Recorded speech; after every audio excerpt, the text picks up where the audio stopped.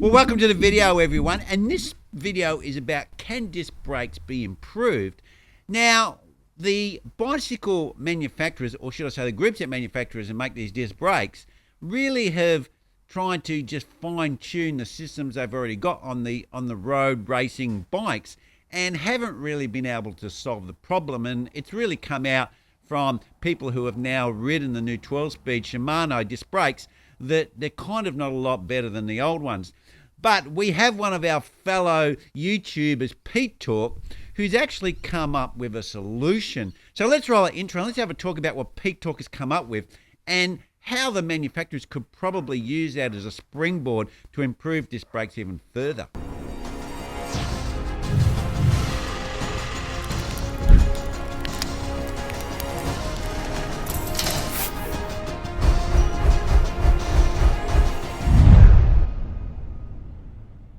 Now, what Pete Talk has done, well, you can actually go and watch his video. I'll link it up the top here. So if you want to go and check that out, I would advise you to do that, because I think what he's done is really great. And I think for the average cyclist that just rides around and is not competing at the top level, this solution is almost a must-have, especially if you do long descents down mountains. It really is going to help the disc brake perform better. Well, anyway, what he's done is he's improved the thermal dynamics of the disc brake, and he's done this by increasing the rotor size. Now, obviously, you can't just put a bigger rotor on your disc brake system. So what he's done is he's made a spacer that offsets the caliper and raises it up slightly and also pushes it out slightly. So it's repositioned for 180 mil disc diameter. So what that's actually doing is it's doing a couple of things. It's allowing your leverage to not need as much force. So when you put on the brakes, you won't need to pull the disc brakes as hard to get the same braking force, because you've got an advantage. He claims from calculations around about, I think he said 10 to 12%, which might not sound a lot, but with the thermodynamics part, that's a big difference, because what people don't realize, it's not just that the disc brake heats up and it gets too hot. It's a cycling effect. So what you do is when you brake for the first time, the disc might be able to control the heat, but then you release, you speed up again, you brake for the next corner. The disc hasn't fully cooled down, and remember, the disc is mostly relying on forward movement of air to dissipate the heat, because there's very, very little metal in disc. If you take a disc rotor off a bike and you pick it up, weighs nothing. So the amount of metal in it to move the heat away from the pad is very, very little. So you're relying mostly on the ability of the disc to transfer the heat to air and dissipate that heat. So as you slow down, the actual disc is getting hotter and hotter and hotter, but it's got less air to cool it. And then when you get to the next corner, you do the same thing in the next corner. And of course, that cycle is too frequent for the disc to completely cool down. So it's like starting fresh again from a completely cold disc. So now that he's made the disc bigger, it actually is going to improve the ability of the disc, the metal in the disc, to do that. And because it's also going to be spinning faster because it's bigger at the edge of the disc, that also may help dissipate the heat quicker at the braking surface that's at the edge of the brake. So great work by Pete Talk, what he's done there. Now, how could manufacturers use this as a springboard to improve brakes even further? Now, because we're making the rotors bigger, we don't need as much braking force on the disc, because as you get bigger and bigger and bigger, you have that lever action. It's like you get a crowbar, and if you're trying to lever out a stump out of the ground, you can't, because you might be using a shovel. But if you get a long crowbar, you get more leverage and you can move it further. But the trouble is when you use leverage effect, the movement at the end of your levering becomes smaller and smaller. So that's your hydraulic advantage when it comes to a disc brake. So the more you gear that up, then you have a massive movement, let's just say 100 mil, and you may be getting 2 mil at the end. Now, if you can make that 3 or 4 mil by changing the hydraulic advantage, then you're going to be able to get the pads to come further away from the rotor. Like with a rim brake bike, it doesn't matter if it's not perfect, because there's so much movement away from the actual rim where the braking surface is, because you've got a massive leverage advantage.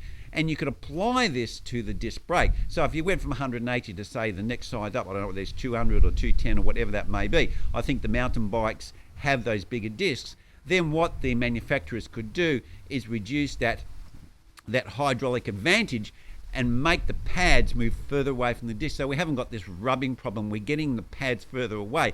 And I think also a better system would be also to have a dual piston system, not a self-centering system. I'm not too sure how they work on the road bikes, but I think they're only a single piston activation, so they're a self-centering.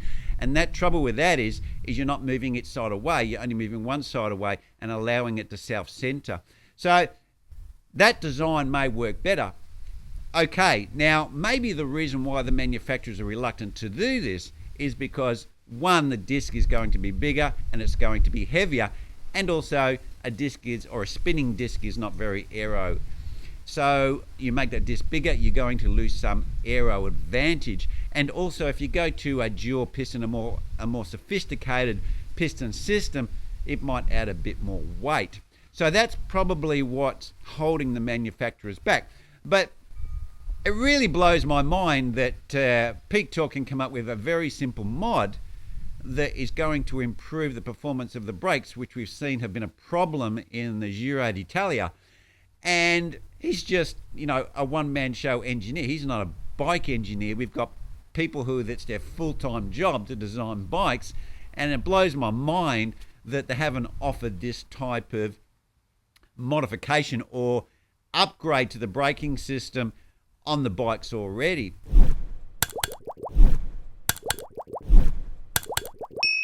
So, in conclusion, I really have to hand it to Peak Torque. I think he's come up with a really nice design here, and he explains how to fit it and how it works in his video.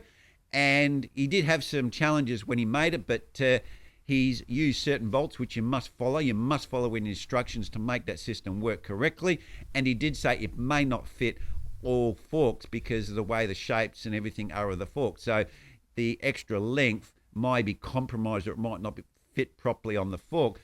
But as he said, all of the bikes he's looked at should fit. Now, should manufacturers upgrade their systems? I think so. And what I think people talking like this, like me talking and Pete talking and Hambini talking and Lesia Technique talking and a lot of other YouTubers talking, what it does is people hear about this and then they talk about it more, and then it forces the manufacturers to make a change. Like with the bottom brackets, they had the press fit bottom brackets, so much trouble with them, everyone was talking about it. We never had any trouble with the BSA bottom brackets. So what the manufacturers did, after about 10 years of playing around with press fits, they've gone back to an older system. So even though we may think, hey, it's the future, we've got to put up with this technology, not always that is the case. Bicycle manufacturers have actually taken a step backwards to remove the problems that they're having out in the industry due to manufacturing abilities not being good enough. So guys, leave your comments down below. What do you think about Peak Torque's new design? I give it the thumbs up. I think it's pretty damn good, and it's great to see a small engineer like himself taking the time out to manufacture something like this, because really I don't think he's going to make much money out of it, and he's probably spent a lot of time developing this. So to get that cost back, it's more for love than to make money. So go and support Peak Torque with this new adapter. If you're finding that your brakes are a little bit inadequate, especially when you're descending. And also guys, that's where I'm going to leave it. So remember to smash that like button. And if you haven't subscribed and you're a bit of a ninja watcher, then please click that bell and subscribe down below so you don't miss any more content that I'm putting out, and we'll take that ninja badge off you. That's where I'm going to leave it. Cheers.